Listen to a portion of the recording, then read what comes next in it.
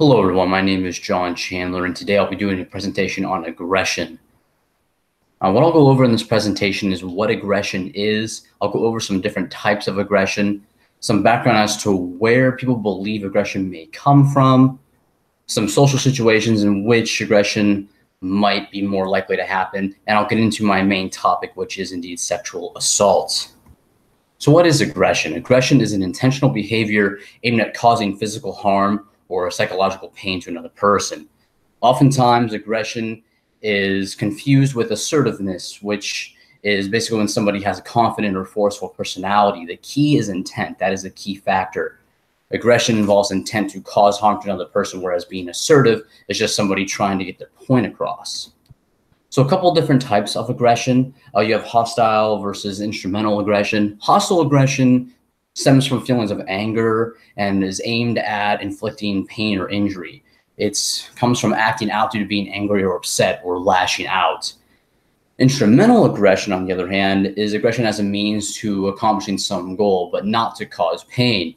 I give an example of the recent elections where you saw numerous political ads in which one candidate tries to paint the candidate they're running against in a bad light in order to make themselves seem like the stronger candidate and to hopefully elicit your vote. So where does aggression come from? There are people that believe that aggression is an innate quality in us and it is an evolutionary aspect.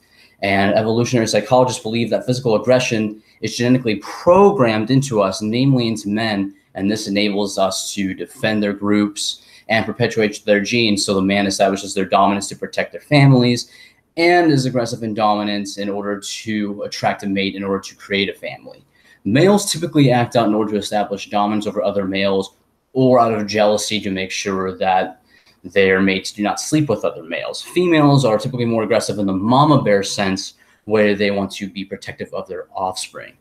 Testosterone has been thought to cause male aggression, or at least increase the probability of aggressive behavior happening. But that's kind of a two-way street, because while testosterone can increase aggression in men, aggressive situations, competitive situations, and sexual situations can elevate testosterone, so they each kind of correlate with one another.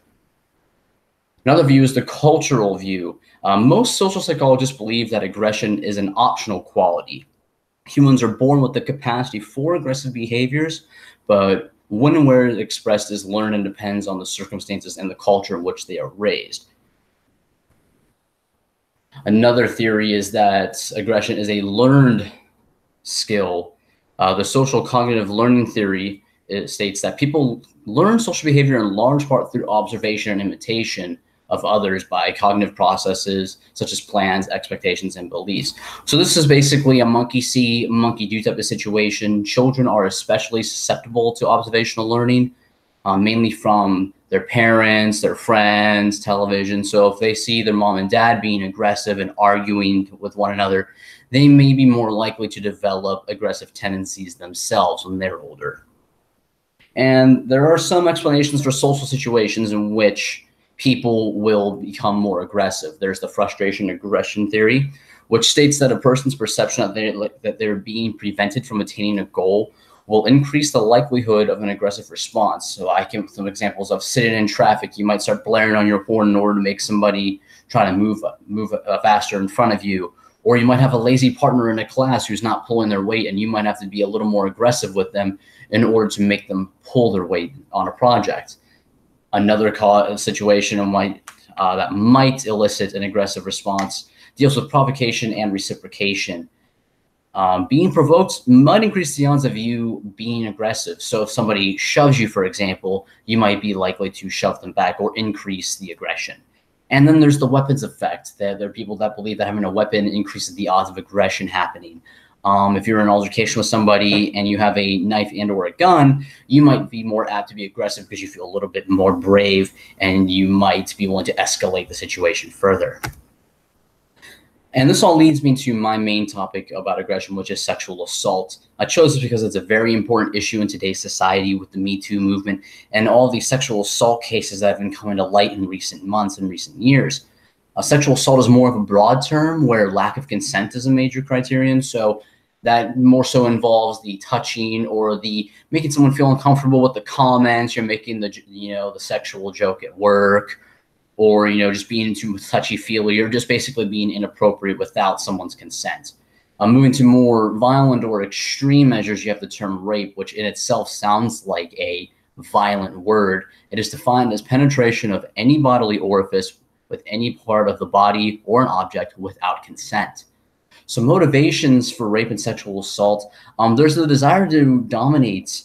The book uses an example of soldiers at war will rape some of the women of the country they're at war against in order to establish dominance over them. And it also is a humiliation tactic. And another example of the humiliation is male-on-male rape, where men rape another man in order to humiliate them. And another reason, motivation for rape or sexual assault is entitlement. Some people feel that because they're a major politician or your boss or an athlete, that people should want to be with them, and it should be an honor or a privilege to have that opportunity. So if they're met with somebody who starts saying no, they might force themselves onto someone. And another explanation possibly might be hostility towards men or women. Someone who hates women might just not think twice about being violent towards them and making them feel uncomfortable, or taking it to even further extremes. And a current case that I decided to use was the Harvey Weinstein case. I think everyone's heard about this. He's a very prominent film producer. He's produced such as Pulp Fiction or Shakespeare in Love. And before these allegations came to light, it actually was surprising to find out that he was known to support progressive causes such as feminism and homosexual marriage. And in 2017, decades-old sexual assault allegations came to light, starting with Ashley Judd and Rose McGowan. Harvey Weinstein reached financial settlements with numerous actresses over the years, sort of pay them off in a hush-hush way in order to sort of make the things go away. But that shows that in some realm that he was aware of the fact that what he was doing was indeed wrong. He used his powerful position to make these actresses feel like they needed to sleep with him in order to be in the acting business. He was a very prominent man, very well known, and a lot of these women felt as though if they said no to him, that he could potentially blackball them and ruin their careers before they even started. So they felt as though they kind of had to go with his advances. And from his perspective, he probably felt a sense of entitlement. He's Harvey Weinstein. He's this big producer. He's a big shot. These people should want to do anything that they can in order to get cast in his films, to include deal with his sexual advances and possibly even sleep with him. And there might also be that boys will be boys mentality. The book goes into an Indian politician who mentions this exact quote, boys will be boys, in reference to a case where two teenage girls were raped and strangled, and that was his response. And this is not prevalent only in India. This is something that still exists today. And the hope is that we can become more aware of these situations, understand them better, so we can hopefully become a more peaceful society where this just doesn't even happen anymore and doesn't even really have to be that big of a discussion. And that's all I have, everyone. Here are some references. I used our book, the aggression chapter, and here's the link to the Harvey Weinstein case if you're so interested. I thank you for your time, and I hope you have a good day. Thank you.